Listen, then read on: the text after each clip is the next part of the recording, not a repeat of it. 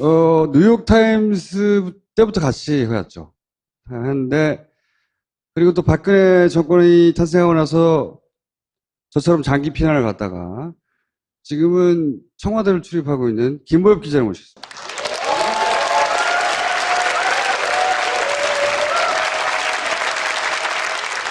청와대 요새 왔다 갔다 하는데 어때요? 거기 동네 분위기가 요새? 청와대가 요새 관광지가 됐어요. 보면 관광버스가 굉장히 많이 들어오고 특히 일요일에는 그 앞길 개방을 했잖아요.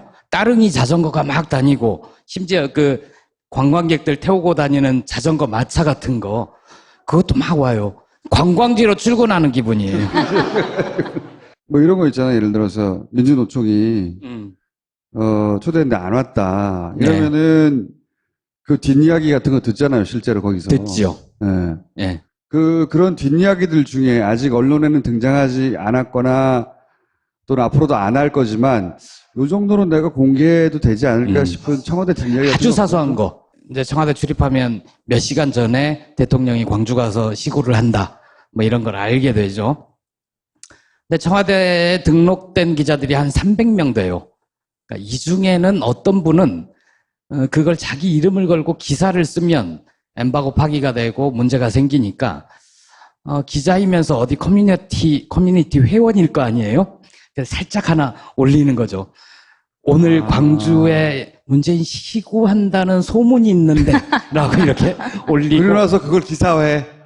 그리고 나서 이런 소문이 커뮤니티에 돌고 있다. 그러면 이전 정부하고 가장 많이 달라진 건 뭡니까? 청와대 출입 기자들의 입장에서. 그 전에는 브리핑이 없었죠. 아예 일정 시점 이후로는 박근혜 정부의 청와대에서는 브리핑을 거의 하지 않았다고 그래요. 그걸 출근을 하지 않으니까. 브리핑을 할 내용이 없었군요. 그러니까 출근을 안 하고 일을 안 하고 그러니까 오늘은 비공개 일정으로 따로 브리핑할 게 없습니다. 뭐 이러고 넘어가는 날이 많았다고 해요. 근데 지금은 브리핑이 너무 많아요. 너무 많아. 너무 많아요. 너무 많아. 네, 아침에 일단 처음에 대충 오늘 대통령의 주요 일정이 이렇습니다라고 알려주는데 마감 시간이 바쁜 한 오후 3시 그 다음에 이미 신문이 대충 제작이 끝난 한 5시, 6시 이럴 때 인사 발표를 한다든가 아니면 그래서 이제 그렇게 브리핑 시간이 공지가 되면 여기서 X, 여기서 X. 아니, 왜 하필이면 이 시간에 브리핑을 하고 그래? 막 약간 이런, 또 브리핑이? 막 약간 이런 식으로. 하루에 한 3-4번 해버리면, 브리핑을 하면 기자들이 그 브리핑하는 대변인, 이런 분들의 워딩을 다 받아칩니다. 녹음하면 되잖아. 그걸 풀어야 되잖아요. 어차피 또 풀어야 되니까. 그렇죠. 실시간으로. 그럴 시간이 없으니까, 정말 놀랍게도 다다다닥 다 받아치고, 심지어 폰으로도 받아치더라고요. 폰으로도. 아마 그 미래의 인류는 엄지손가락이 길어질 겁니다.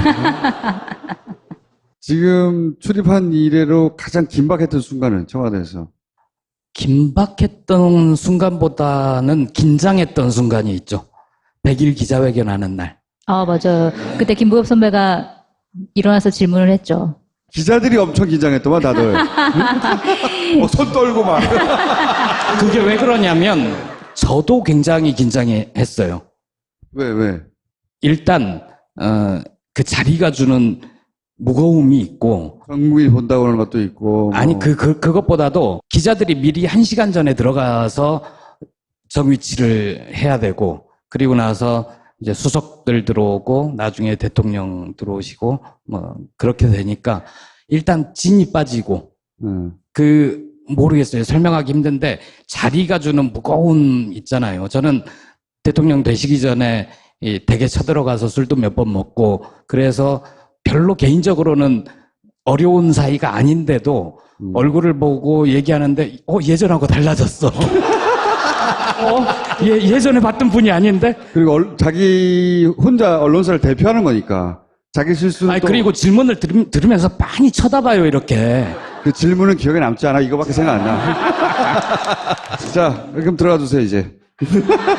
그냥 들어가요? 저한테 파파이스란 뭐였는지, 김어준의 뒷얘기라든가 뭐 이런 거 좋습니다. 궁금하잖아요.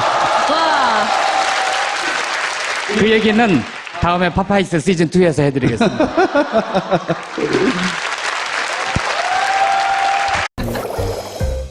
뉴욕타임스 때부터 같이 해왔죠. 한데, 그리고 또 박근혜 정권이 탄생하고 나서 저처럼 장기 피난을 갔다가 지금은 청와대를 출입하고 있는 김보엽 기자를 모셨습니다.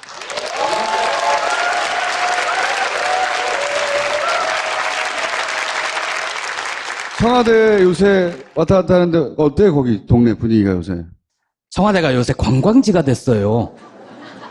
보면 관광버스가 굉장히 많이 들어오고, 특히 일요일에는 그 앞길 개방을 했잖아요. 따릉이 자전거가 막 다니고, 심지어 그 관광객들 태우고 다니는 자전거 마차 같은 거, 그것도 막 와요. 관광지로 출근하는 기분이에요. 워딩을 다 받아칩니다. 녹음하면 되잖아. 그걸 풀어야 되잖아요. 어차피 또 풀어야 되니까. 그렇죠. 실시간으로. 그럴 시간이 없으니까 정말 놀랍게도 다다다닥 다 받아치고, 심지어 폰으로도 받아치더라고요.